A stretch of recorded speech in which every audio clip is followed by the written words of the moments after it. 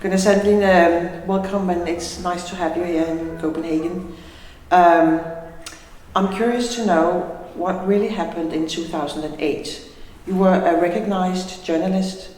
What areas did you work in?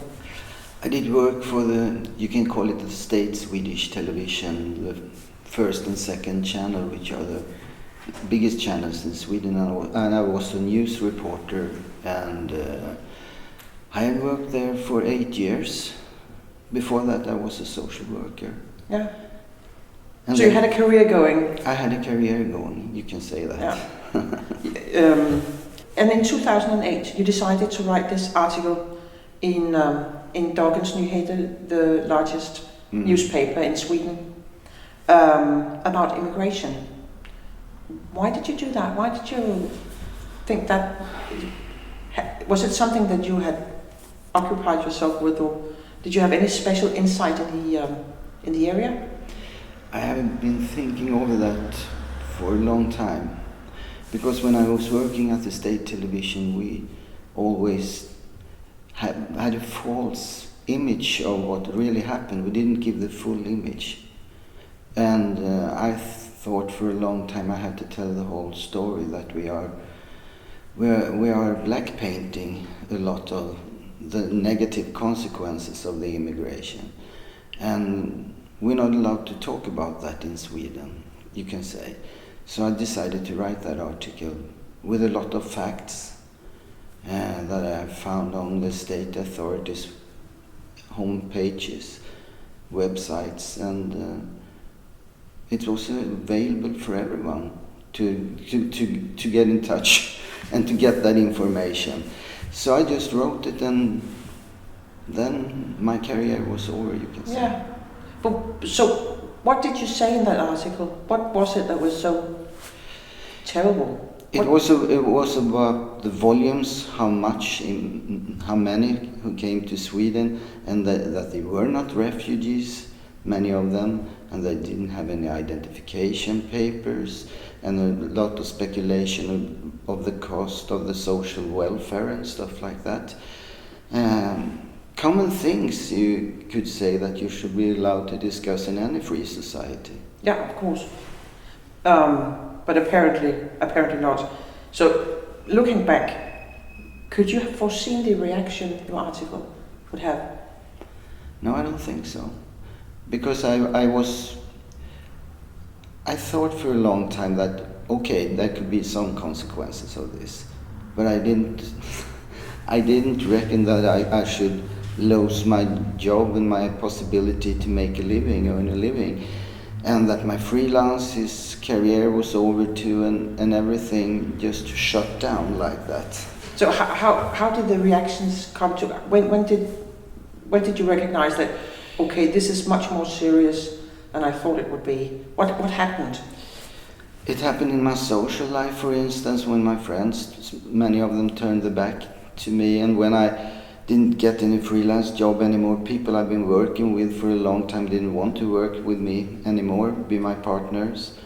And when I tried to find a job, they were very interested, and I even got promised to get a job as a press information officer in the state, in a state authority. But then when they saw my article and read them, it was all over, finished. So you went from having this prosperous future to nothing at all? You can say that, in a way, yeah. I would like to know a bit about your work and your results.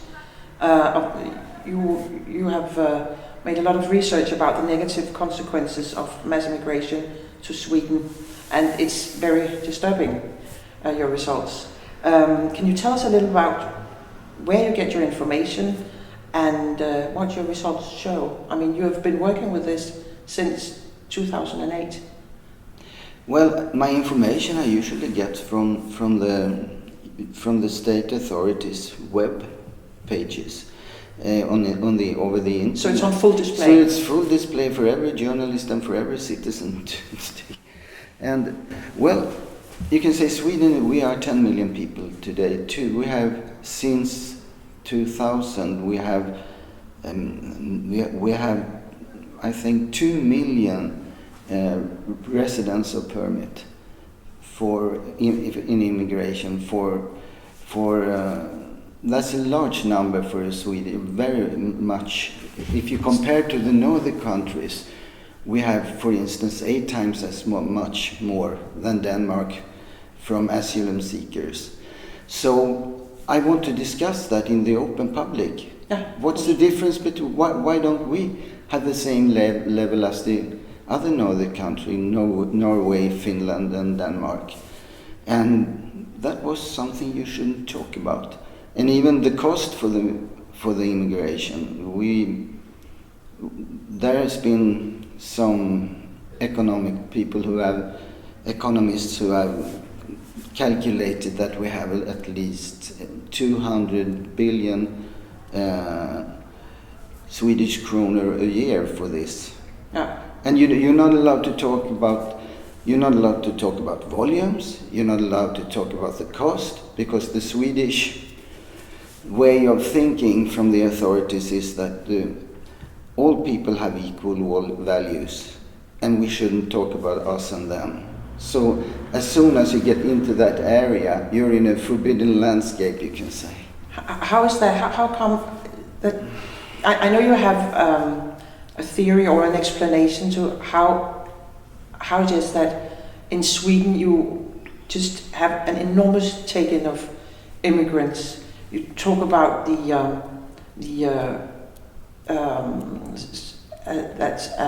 mass hybris from Sweden, and Sweden being a humanitarian superpower. Yes. At least in Sweden's own way of seeing itself. Can you elaborate on that? Yes, that's the self picture of the Swedish government and the Swedish journalists and everyone who is running this business, the immigration business, is that we are a human superpower, and that we have to show the rest of the world how they are going to behave. You know, we've been spitting on the Danish in Denmark for a long time about their more strict, restrictive immigration policy. But now we are turning the other way and saying it's too late for Sweden to be like Denmark, because we slowly started to realize that we had taken in too many people, and that we can't manage this situation, handle it. So you think it's that the government and the authorities are beginning to realize that Sweden has taken too many migrants? Yeah, but they're not keen to admit it.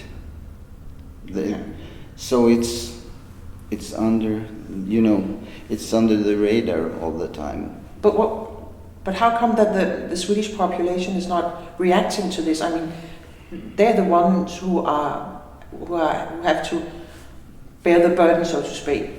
So why? The Swedes trust in their authorities very much. There's a long tradition of that we trust that the politicians and the government and the press, they wish us well. They want the best for us. Swedes have a very hard time to discover that it could be some other way than that, and that they are cheated, almost, you can say. Okay, yeah.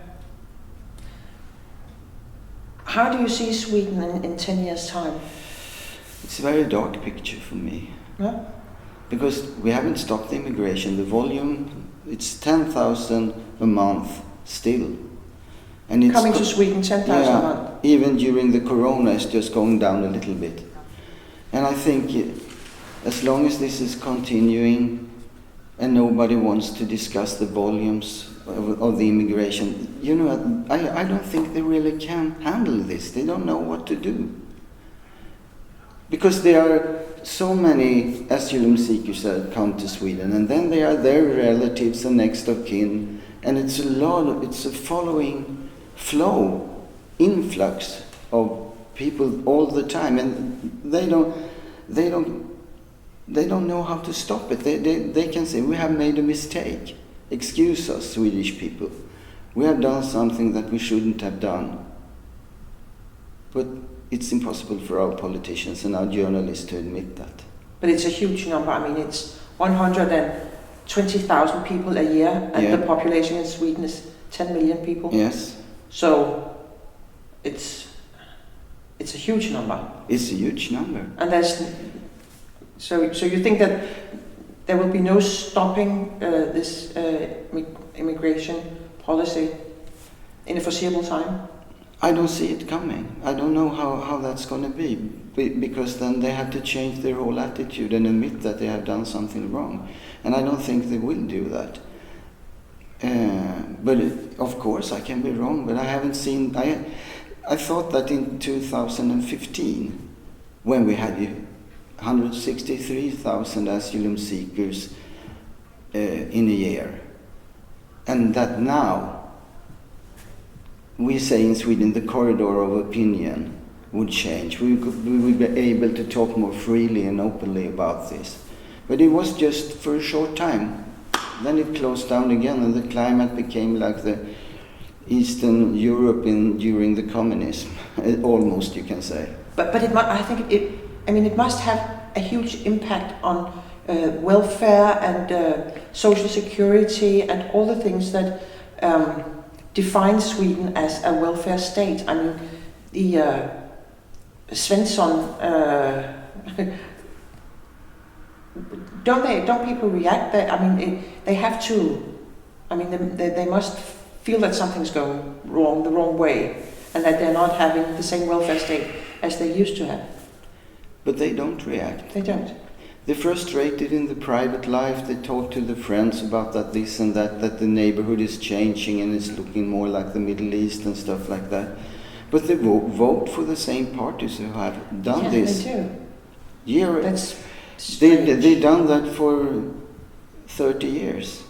And I don't know why, really. It's a riddle. Because I'm curious, because in many aspects, Denmark and Sweden, we share the same history and culture and language even. So we're very closely related. But at the same time, we're also very different. So what would you say separates Denmark and Sweden the most? What's the major differences between our two countries? The mentality.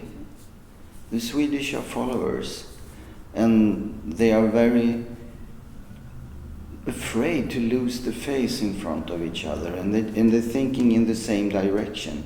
We built up our Swedish society together, and now we are breaking it down together. I think the Danish are more open-minded, more brave, really, more, not so much worrying about what other people think about what they say, like the Swedes are. They watch their tongue very much. Okay. Hand on heart. Do you wish you hadn't written that article back in 2008? If you could choose, if you could go back and make an... Well, I don't have any regrets, because it was the only thing to do. I would have felt terrible if I didn't, really, because sometimes you have to choose a path and take the consequences, and that's... I never go back and worry about that. Sometimes I get angry and say I lost so much money and I lost my social... But you've made a calculation about how much money you've lost. Yeah, 1.5 million, something like that, Swedish kronor.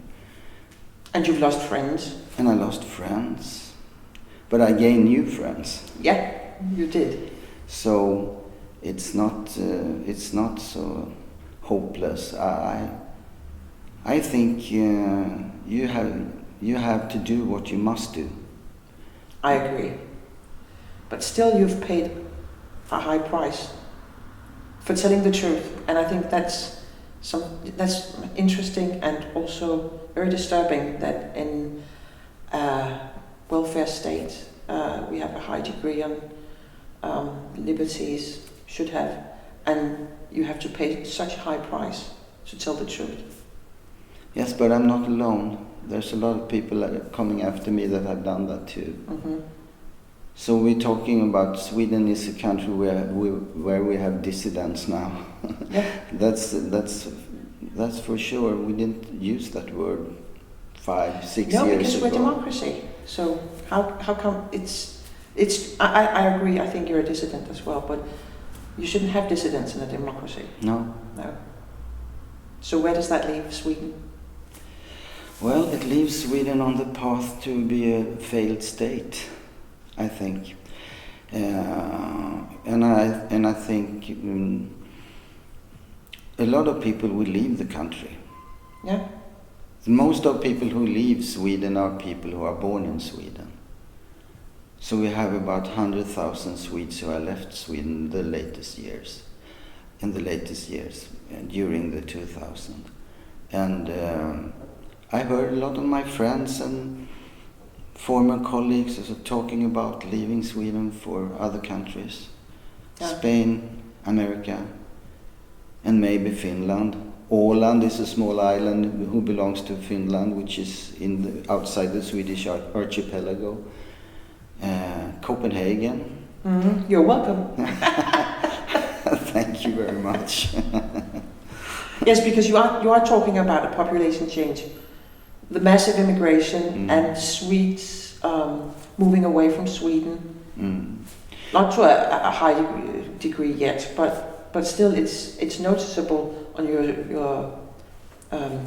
your slides that a lot of Swedes actually are moving away from Sweden.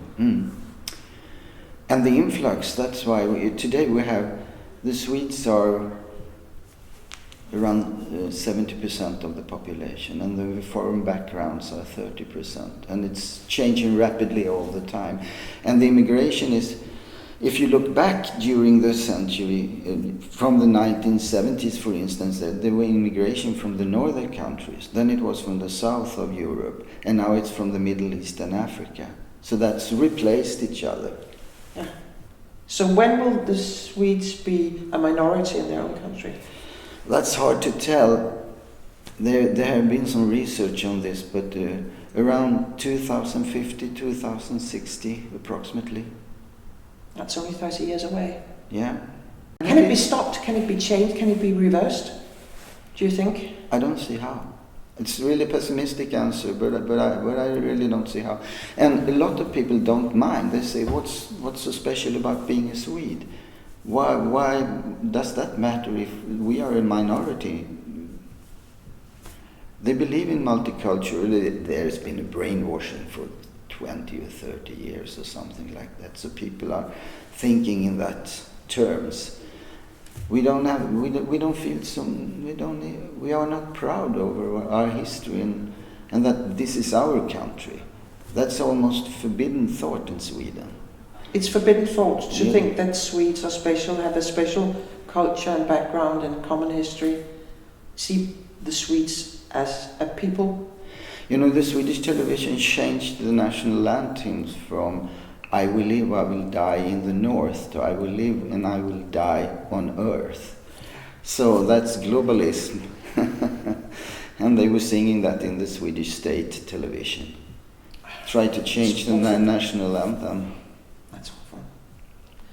So you have a very dystopic view on what's going to happen to Sweden. Yeah, I'm sorry to say that. Even if Sweden stopped all immigration today.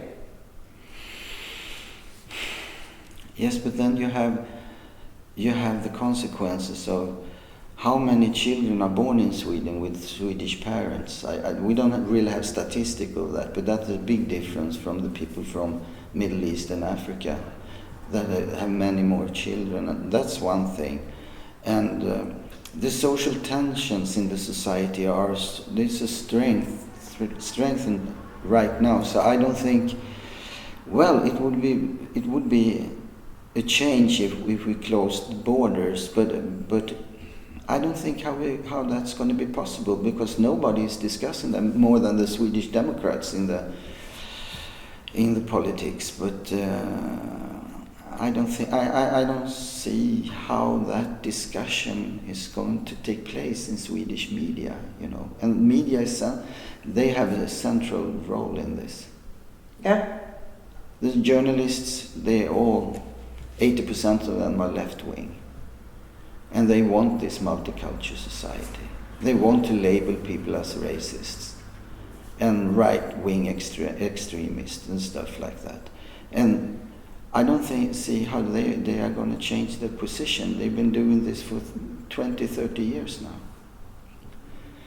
So, I'm sorry to say, I'm a so dystopic guy over this. Yes, but I think you're right. It's difficult to see how things could change radically, because you have to make radical changes in Sweden in order to keep Sweden Swedish.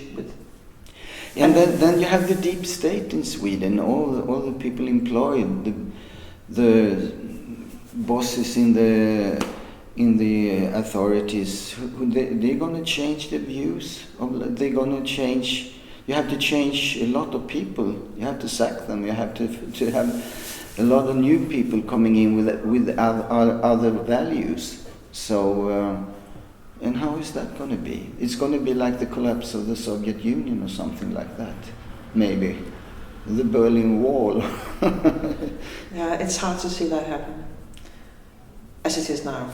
Yes, if you're going to close the border right now or something, there's going to be a lot of riots in Sweden. It's going to be something that are almost close to civil war in some areas, I think. Cars are going to burn, churches are going to burn. There's going to be a terrible situation because... If you close the borders, yeah. How do you see? I mean, you have cars burning already. You have attacks on police stations, and so how would that be worse by closing the borders? It's going to be more of that. That's going to be more in more and more areas in Sweden. It's going to be riots, and I think the police can't handle that situation. We are in a bad situation right now, but it's going to be worse if we close the border. I'm afraid of that. Yeah, because the police has been complaining about that they're not able to handle things in certain areas. I believe that the police chief in Malmö has said something about that. It's almost beyond what they can handle. Yes. It's almost beyond what they can't handle it, and for a long time they have chosen the soft line. They're talking to criminals like they were children, and they're giving them instruction. Please don't shoot, and we buy. Please don't rape. Please don't rape, and we buy pizzas for you. Can't we talk this over? And we are a soft police. And now they don't have any respect among the criminals from these clans from Middle East and Africa and so on.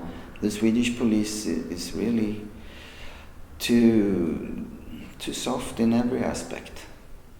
They don't know how to handle it. That's disturbing. That's very disturbing. Yeah. Well, I'm sorry to have to close this interview on such a dystopic note, but thank you, Gunnar Sandelin, for coming to Copenhagen. It's been a pleasure having you. Thank you for having me. Thank you for your views. Thank you. Thank you.